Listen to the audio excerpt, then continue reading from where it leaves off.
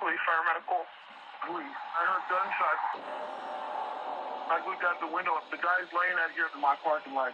And the guy just shot him. I seen him walk over and just shoot him one more time. I have weapon help on the way. So as police are arriving to the scene, a gentleman comes out in the middle of the road in front of the police cars, gets down on the ground and assumes the position. So the detectives give him what he wants. They put him in the back of the car, arrest him. He states he wants to speak to the homicide detective, Sergeant Walker. They ask him what's his name. He states White. Then he asks, can he go over to the complex where the murder occurred? So the police take this guy down to the homicide division. Detectives arrive on the scene to investigate the murder. They find a male victim laying in a complex, identified as 40-year-old Irvin Sam, known on the streets as Teddy Prejean. He lives in an apartment complex with his girlfriend and was a father of 2 sons and a daughter. He suffered 6 gunshot wounds to his back, arm, legs, and chest. So they noticed that the apartment complex has cameras. So they contact the apartment manager to see if they can get video of the incident that happened. Until that come through, they head back downtown to speak to the guy that wanted to talk to Sergeant Walker. So downtown, they look on computer, enter his name, Keenan White, 25 years old. He has an outstanding robbery warrant right now, and he's also one of Tulsa's Most Wanted. He was laying in the middle of the southbound lanes, arrested for some pretty violent offenses. Has a robbery warrant, and in fact, he's one of Tulsa's Most Wanted. Like, Keenan kept talking about this kid being in danger, but he wouldn't say why. Sergeant Walker begins the interview with Keenan. Asked him, is he under the influence of anything before they start speaking? He states about 8 hours ago, he smoked PCP. He asked him, why did he tell the police he wanted to speak to the homicide detective? He said he just was tired of being on the run and wanted to turn himself in. They asked him, did he know Teddy Prejean? He states he do not know him. They asked him, was he in that apartment complex? Considering he was coming from that direction, he stated no. So Sergeant Walker asked him, would he be willing to do a DNA sample? At that point, he asked for a lawyer.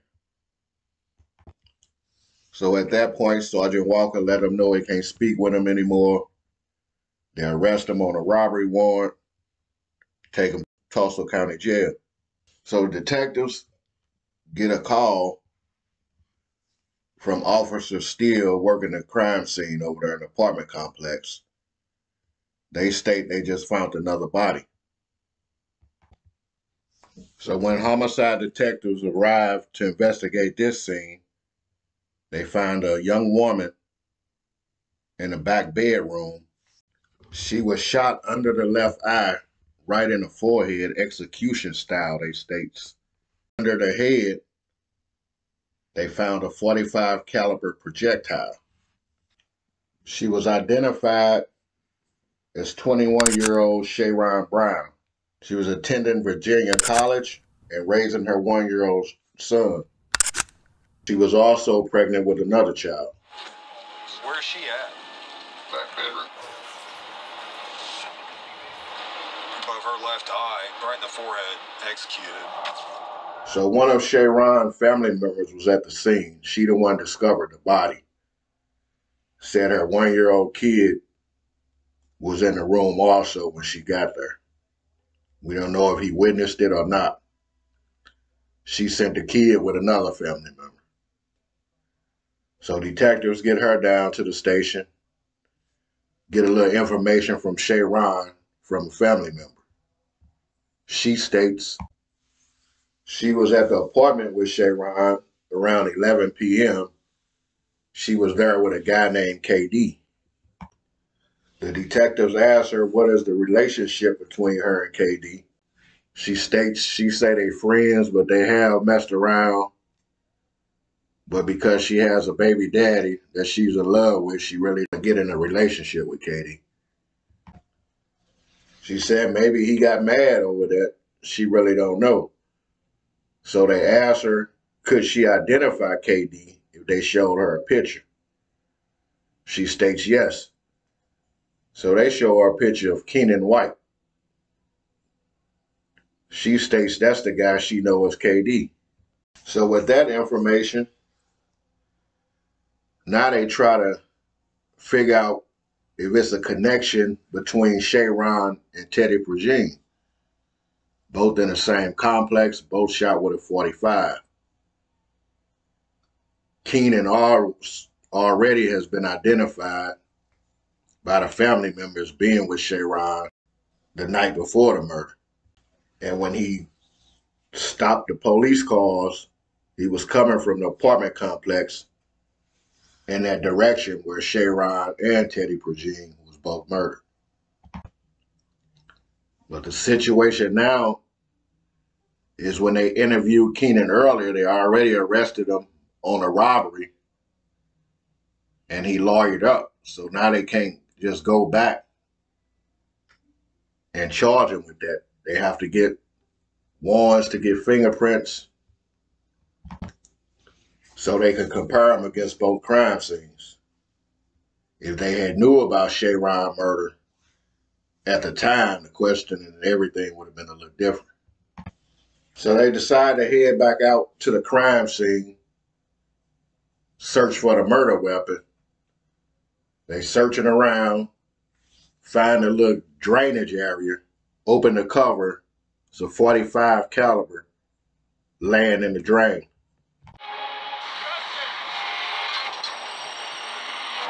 Dude, that's huge. Prints all over that. If our lab can't do something with that, I'm going to be disappointed. It's got to be it. So they get the apartment video, shows Keenan, what appears to be Keenan, walking from Sharon's home, heading through a little play area where I assume he encountered Teddy Progene, because you see gunshots go off, you see the muzzle flash. Then he comes walking out the direction where the police stopped him at. So then they get approval for search warrant, get Keenan transferred over there, take his fingerprints and DNA so they could compare it to what they have from the scene. So they call forensics, check on the status of what's going on. They say the thumbprint on the magazine matches Keenan White. Also, the cases from both crime scenes was fired from that same weapon. So they charged Keenan with 3 counts of first-degree murder for Sharon Brown, her unborn child, and Teddy Progene. Keenan White pled guilty on all 3 counts, and he received a life without parole sentence. Thank you for watching. Hope you enjoyed this video. Hit that like button for me. Leave me some comments. Stay safe out there. Done talk. And what time is that? 11. Okay. Said your child was in danger when the officer questioned him.